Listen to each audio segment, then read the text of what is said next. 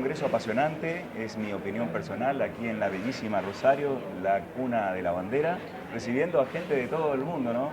Y hoy tenemos al doctor Coca aquí. Doctor, ¿de dónde nos visita? Bueno, les visito desde Barcelona, que ha sido mi lugar de trabajo en España durante los últimos 50 años, aunque yo ahora ya vivo en Mallorca, que es donde nací, pero que está muy cerquita de Barcelona, pero sigo compartiendo el tiempo porque tengo mucho trabajo todavía con mis discípulos en Barcelona desde que me jubilé de la universidad. Yo ahora soy un catedrático emérito y me gusta mucho la docencia, siempre me ha gustado, y la investigación. Entonces, bueno, a pesar de que ya llevo años jubilado de la Universidad de Barcelona, pues sigo un poco al pie del cañón, ¿no? Entonces, por eso estoy encantado de haber participado en este congreso, que además es mi sociedad, porque yo soy miembro de honor de Saja, entonces Totalmente. con mucho orgullo participar en el congreso, que además es uno de los fantásticos congresos que hay en el mundo de la hipertensión, porque de lo que ha sido el pasado al presente ha cambiado mucho el panorama, ¿no? Entonces ahora poder encontrar congresos de este calibre con una asistencia de gente joven interesada en el campo de la hipertensión, pues eso es un privilegio, ¿no? Cosa que en Europa, por desgracia, estamos perdiendo. Claro, tal cual. Bueno, interesante lo que refleja, doctor. Yo, la verdad, en nombre de la sociedad también le quiero agradecer a usted la enorme generosidad que usted tiene con su conocimiento, porque nos ha apoyado desde hace tanto tiempo y cada vez que lo convocamos usted viene acá. Así que en nombre de la sociedad, muchas gracias. Pero tuve oportunidad de asistir a varias de sus conferencias, pero una puntualmente muy interesante, a sala llena, ¿no? Fue, bueno, el resumen que hizo de la historia de la hipertensión, ¿no? El pasado, el presente y el futuro. ¿Qué nos puede decir de esto? Bueno, claro, la hipertensión tiene una historia, vamos a decir, moderna, porque yo, por ejemplo, así como anécdota, cuando yo estudié la carrera de medicina, entre el 68 y el 74, no estaba incluida en el programa. Por lo tanto, a mí nadie me habló de hipertensión arterial durante mi carrera de medicina. Entre otras razones, porque en aquella época ni siquiera se había pronunciado la OMS para definir la primera definición operativa de qué era hipertensión. Entonces yo recuerdo que sí, en la facultad pues los profesores nos explicaban, claro, que si la presión está muy alta, pues eso es un peligro, porque afecta al corazón. En aquella época la presión se asociaba mucho a las enfermedades del corazón y del cerebro, por decirlo así, ¿no? Bueno, y pasó.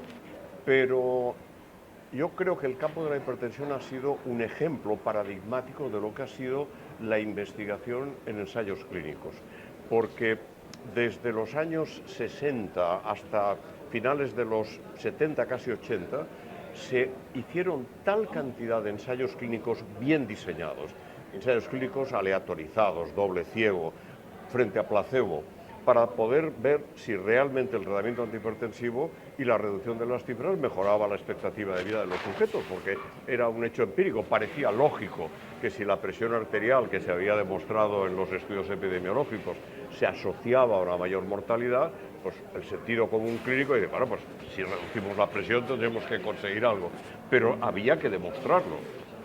Tanto es así, yo a mis alumnos siempre se lo explico, de que no basta pensar que algo es lógico. En la medicina se exige que se demuestre que algo es así. Y yo, por ejemplo, de residente, recuerdo perfectamente que cuando teníamos muy pocas herramientas para tratar, por ejemplo, el infarto agudo de miocardio, pues no existían las unidades coronarias. Claro. Venían los pacientes ahí al hospital, era un gran hospital universitario, venía un paciente, ¿qué hacíamos? Observar. Le dábamos morfina para quitar el dolor, porque había que quitar el dolor, y recuerdo que a nosotros nos habían dicho nuestros maestros que había que hacer una infusión de lidocaína en el paciente con infarto agudo de miocardio, porque lógicamente si una de las complicaciones era la arritmia en la fase aguda y la muerte, pues con vamos a decir, un suero constante con lidocaína, eso tenía que mejorar. Bueno, y así lo hacíamos. Al cabo de fácil pasaron 10 años. Se demostró en un ensayo clínico que la lidocaína empeoraba el resultado del infarto agudo. Bueno, y acá... Entonces, claro, o sea, la esencia de la medicina es la demostración científica de que algo es así. Totalmente, Doc. Ahí quiero hacer un punto porque usted hace el quiebre donde la medicina pasa de ser empírica a ser basada en la evidencia científica. Y esto es sumamente importante en la historia. Seguro. Que espero nos siga contando.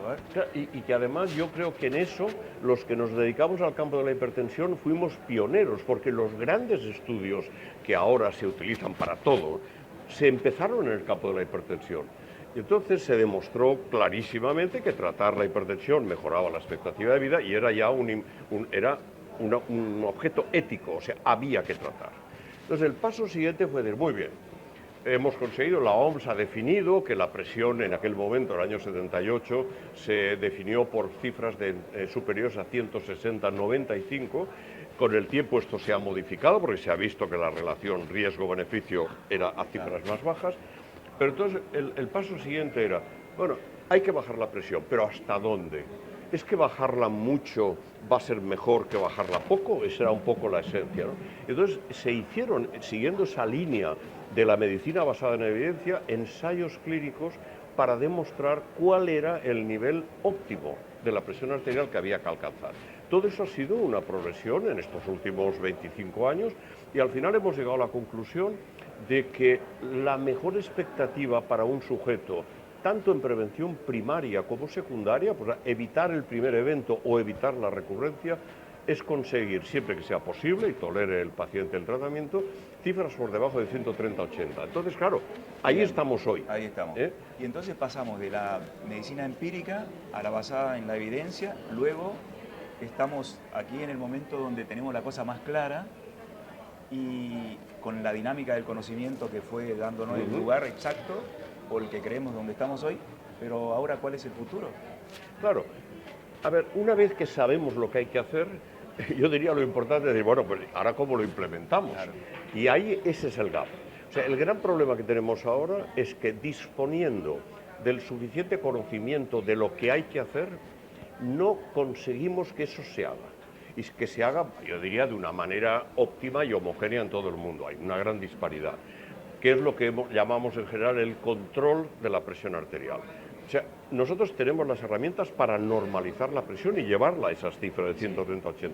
Y la pregunta es, yo mostré una diapositiva en la conferencia inaugural, ¿cómo es posible que teniendo las herramientas en todo lo que es Latinoamérica no se controle más del 14%? Pero ¿cómo es posible que solo 1 de cada 10 pacientes con hipertensión tenga las cifras en el lugar que las tiene que tener?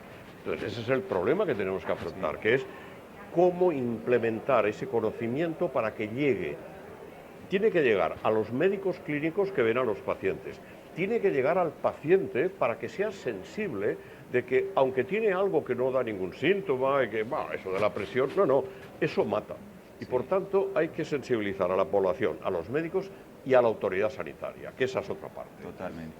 Porque si la autoridad sanitaria no es capaz de conseguir que toda la población pueda acceder a un tratamiento antihipertensivo fundamental a un costo asumible, estamos perdidos. Entonces yo creo que esta es la gran lucha.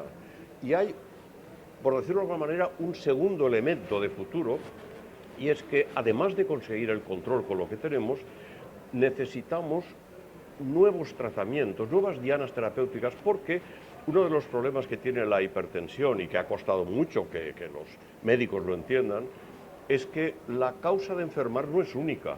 Hay otras patologías en las cuales hay una causa de enfermar y tú luchas contra esa causa. En el caso de la hipertensión es múltiple. Hay muchos mecanismos implicados. Claro, si nosotros utilizamos medicamentos que solo actúan frente a un mecanismo, pues por ahí no vamos bien.